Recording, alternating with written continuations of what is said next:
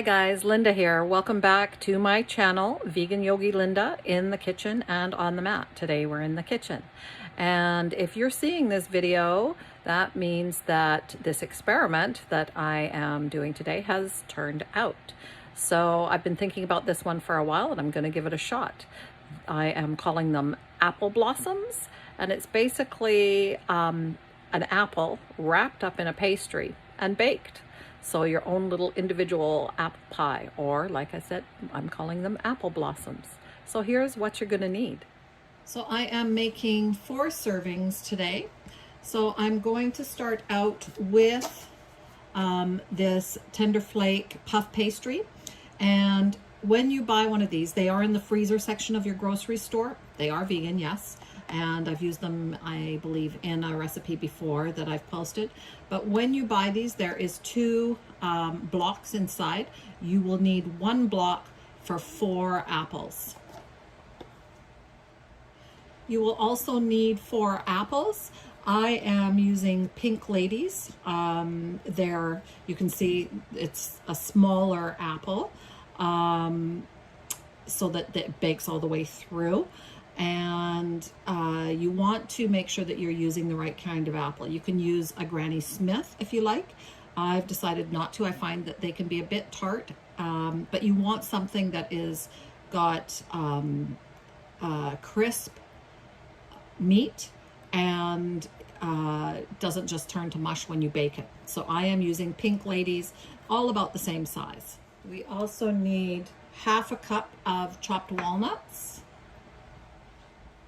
1/4 cup of raisins, about a tablespoon of maple syrup, and about a teaspoon of cinnamon, give or take. And I also am going to use extra cinnamon to sprinkle onto the pastry, which you'll see in a minute. So I have rolled out my puff pastry. You want to roll it out to about 12 inches by 12 inches. So I have done that, and I'm actually going to just roll it out a little bit more this way, just so I've got a better square.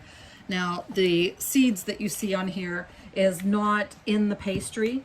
I have used whole grain flour when I've been rolling it out, so that's fine. It just adds some more nutrients into the puff pastry as opposed to just some flour, and it works perfectly fine. Once you've got it rolled out, you are going to cut it into 4 squares. So right through the center both ways.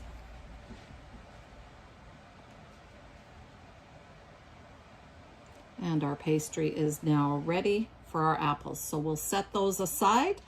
If it's going to be a while, you want to cover them to keep them from drying out. Then we're going to peel and core each apple. And if you're going to take a while, you want to just put some lemon juice on it so it doesn't turn brown. So I have all 4 prepared, and I have rubbed lemon juice on them. So I'm just going to set those aside, and we're going to mix our filling together. So walnuts, raisins, cinnamon, and our maple syrup. And let's just mix those all together.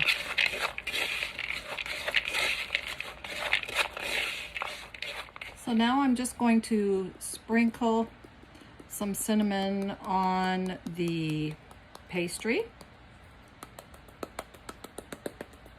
And you can do as much or as little as you like. I wouldn't overdo it on the cinnamon, but we all know how wonderful cinnamon is with apples. So that should be enough. And we're going to place our apples right in the center.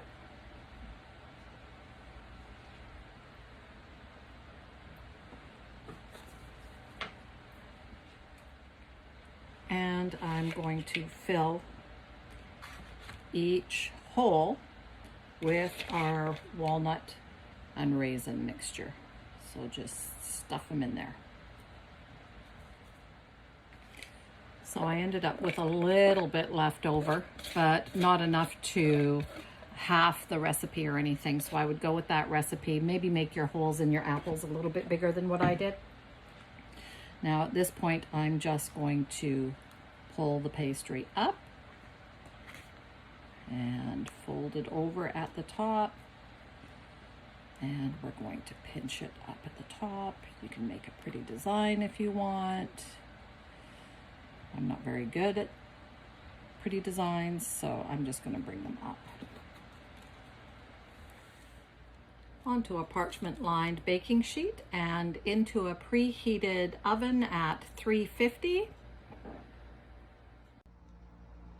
Out of the oven 30 minutes later. Yum, they look good.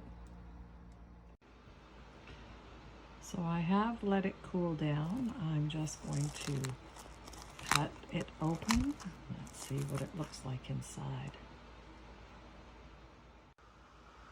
Looks good. And I'm going to top it off here with some of this product. It is whipped cocoa milk. So a little bit of that. It's a little bit still frozen. I kind of like it like that.